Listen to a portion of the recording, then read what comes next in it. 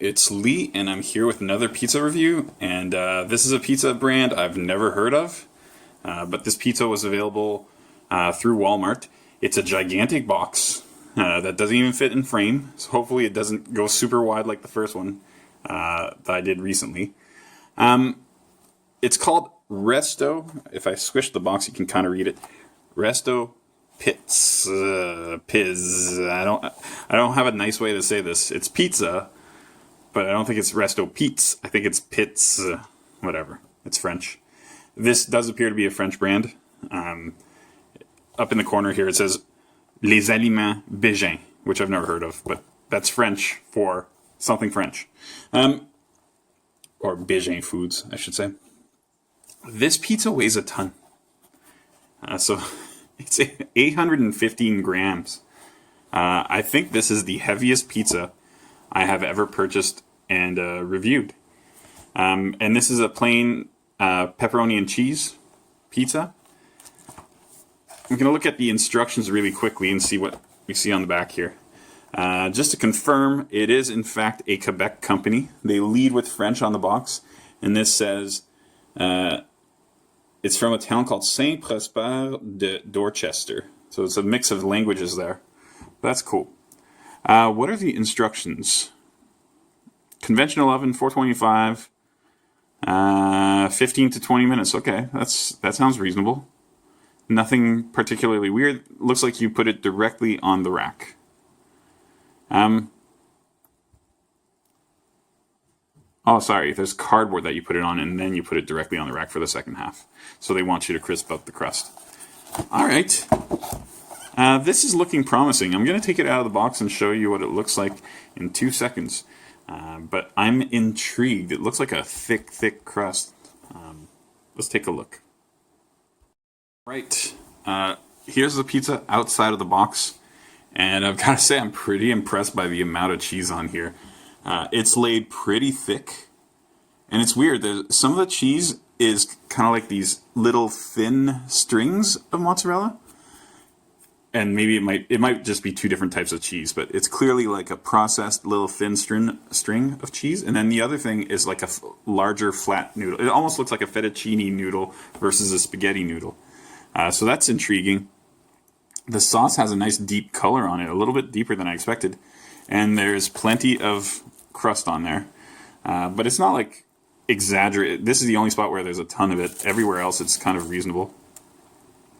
I'm very intrigued. I thought it would be heavy because of a ton of crust, but it doesn't look like it's just doughy. It looks like there's a lot of other stuff on here. Yeah, it's not worth speculating anymore. It's worth putting it in the oven and seeing how it actually turns out. The pizza is out of the oven, and full disclosure, excuse me. I followed the instructions. It's at 15 to 20 minutes. I put it in 17 minutes. And it looked like the base of the pizza was cooking really well.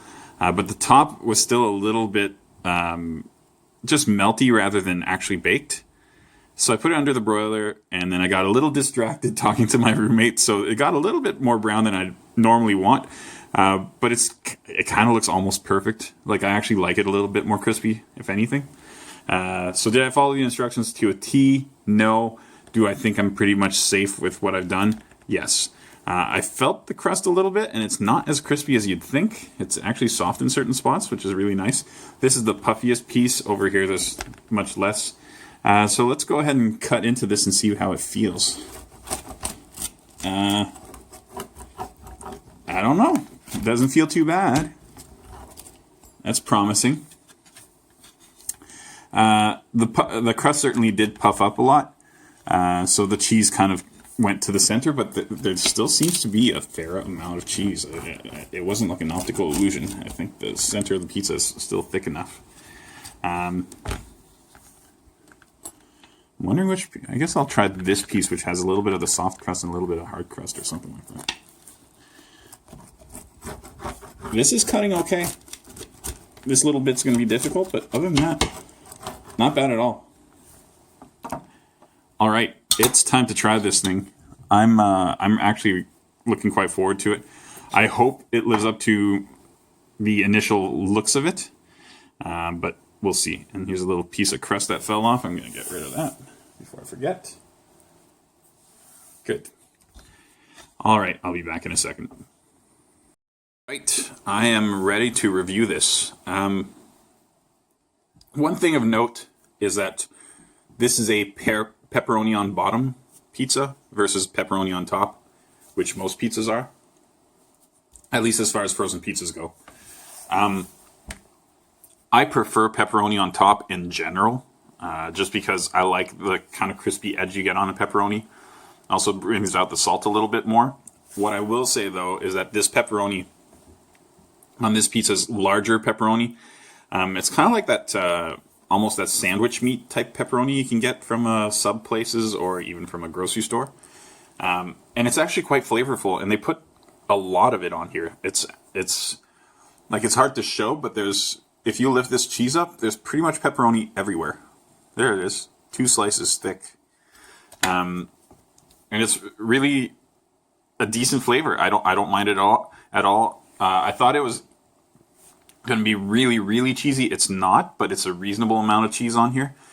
The tomato sauce, I don't know if it's the tomato sauce that's good or if it's a combination of the sauce with the pepperoni, but has a little more kick than most of these pizzas, so that's good as well. The quality of the cheese I question a little bit, but it's fine. It's a little bit plasticky, but that I also slightly overcooked it, so maybe that falls on me. Granted, I've had enough pizzas cooked this much to know that it's a little bit different. The crust is very bland, but actually has a really nice texture. It's super easy to eat. I liked it quite a bit. Honestly, this is a really decent pizza. And I was trying to think of what it reminded me of, because I tasted it, and the moment I put it in my mouth, I was like, man, I've had this before. And it tastes a lot like, in this building that I live in, we had a little corner store, and we still do. But they used to have different inventory. And up until about 8 years ago, they had a certain local brand of frozen pizzas. I think it's from Quebec as well. I'm wondering if these guys own that brand or bought them out, because that pizza brand was called, I think it was called Gattuso's, or it started with a G. And basically this tastes, or Gusavo's? Oh man. Yeah, let's just wait until I remember that. Just keep the video going. No.